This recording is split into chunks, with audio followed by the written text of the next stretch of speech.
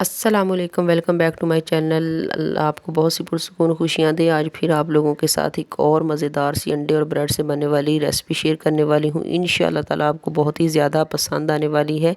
ये रेसिपी जितनी बनाने में इजी है उतनी ज़्यादा खाने में मज़ेदार है। यहाँ पे हमने 3 स्लाइसेस जो है ये ब्रेड के ले ली हैं और 4 अदद अंडे ले लिए हैं। यहाँ पे ले आते हैं एक खूबसूरत सा पैन। इसके अंदर अब मैं स्लाइसेस को जो है वो गर्म करूँगी। मीडियम टू लो फ्लेम पे, बिल्कुल दम वाली फ्लेम पे हमने इसको गर्म करना है। इतना गर्म करना है कि ये बिल्कुल क्रिस्पी हो जाए और इसमें फ्लेम जो है ये बिल्कुल लो रहे। फ्लेम को हाई नहीं करना, क्योंकि अगर हम फ्लेम को हाई कर लेंगे तो ये ऊपर से जल जाएंगे, जिससे जो है इनका टेस्ट अच्छा नहीं आएगा। ये देखिए माशाल्लाह से इस तरह के क्रिस्पी होने चाहिए। दोनों स्लाइसेस को अच्छी तरह से मैंने जो है वो कुक कर लिया है। अब पैन को दोबारा साफ़ करेंगे तो जो एक और स्लाइसेस है उसको भी जो है वो हम अच्छी तरह से जो है वो कुक कर लेंगे। बिल्कुल हार्ड होना चाहिए, नरम नहीं रहनी चाहिए बिल्कुल भी। इस तरह से तीनों स्लाइसेस को अच्छी तरह से सेंक लेने के बाद अब हम नेक्स्ट प्रोसेस की तरफ चलते हैं। यहाँ पे हमने इसकी अब कटिंग करनी है। कटिंग जो है ये हमने बिल्कुल छोटे छोटे पीस में करनी है, बहुत ज़्यादा बड़े पीस में हमने इसकी कटिंग नहीं करनी। ये देखें बस इस तरह के पीस जो है ये होने चाहिए। माशाल्लाह से ये रेसिपी इतनी ज़बरदस्त और इतनी मज़ेदार और इतनी हेल्थी होने वाली है ना।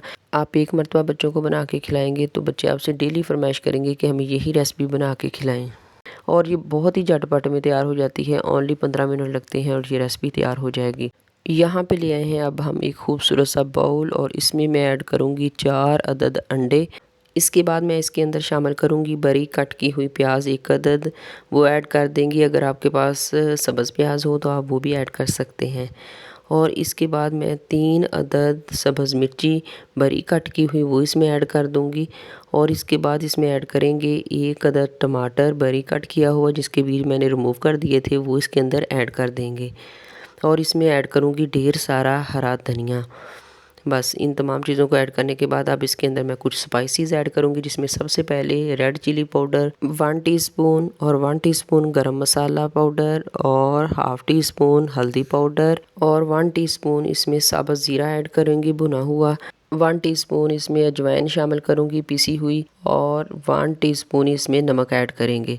और आखिर में इसमें 2 टेबलस्पून दूध ऐड करके इसको अच्छी तरह से जो है ये मिक्स कर लेंगे। जब ये तमाम चीज़ें अच्छी तरह से वेल कंबाइन हो जाएं तो जो ब्रेड के छोटे छोटे पीस हमने बना के रखे हुए थे ना, वो तमाम इसके अंदर ऐड कर देंगे और फिर इसको अच्छी तरह से जो है ये मिक्स कर लेंगे, ताकि सारी ब्रेड को अच्छी तरह से जो है वो एग लग जाए। दूसरी तरफ पैन के अंदर मैंने 2 टेबलस्पून कुकिंग ऑयल शामिल किया है और इसको पैन को अच्छी तरह से ग्रीस कर लेंगे। फ्लेम हम मीडियम टू लो रखेंगे, जैसे दम वाला फ्लेम होता है। जो अंडे और ब्रेड वाला बैटर है वो तमाम इसके अंदर ऐड कर देंगे। बर्तन को अच्छी तरह से साफ़ करेंगे और इसको ऊपर से अच्छी तरह से जो है वो सेट कर देंगे। अब इसको कवर करके तकरीबन हम 3 मिनट के लिए जो है वो रख देंगे। 3 मिनट के बाद हम इसका कवर उठाते हैं। माशाल्लाह से ये नीचे से अच्छी तरह से कुक हो चुका है। अब इसकी साइड जो है वो हम चेंज कर देते हैं। ऐसे प्लेट ऊपर रखें ना तो आसानी के साथ जो है वो इसकी साइड चेंज हो गई। देखिए माशाल्लाह से नीचे से कितना प्यारा गोल्डन सा कलर आ चुका है। अब हम इसकी टॉपिंग करेंगे। टॉपिंग करने के लिए आप पिज़्ज़ा सॉस का भी इस्तेमाल कर सकते हैं, लेकिन मैं यहाँ पे केचप लगाऊंगी। इसको अच्छी तरह से जो है वो ब्रश से लगा दूंगी ताकि सारे के ऊपर अच्छी तरह से जो है ये केचप लग जाए।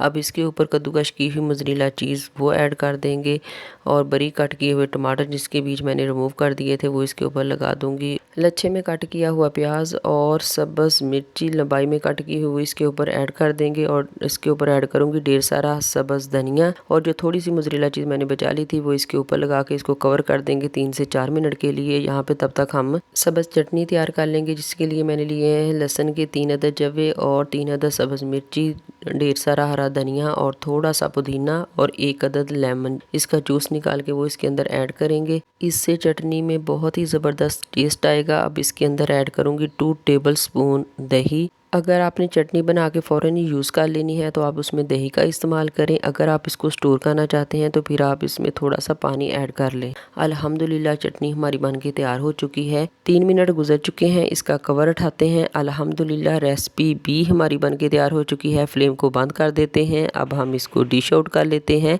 डिश आउट करने के बाद मैं इसकी कटिंग करती हूँ। उम्मीद करती हूँ आपको ये रेसिपी बहुत ज़्यादा पसंद आई होगी। एक मरतबा ज़रूर ट्राई कीजिएगा और फीडबैक में लाजमी बताइएगा कि आपकी रेसिपी कैसी बनी। जहाँ भी रहिए हैप्पी रहिए और हेल्दी रहिए। अपना और अपनी फैमिली का ढेर सारा ख्याल रखिए।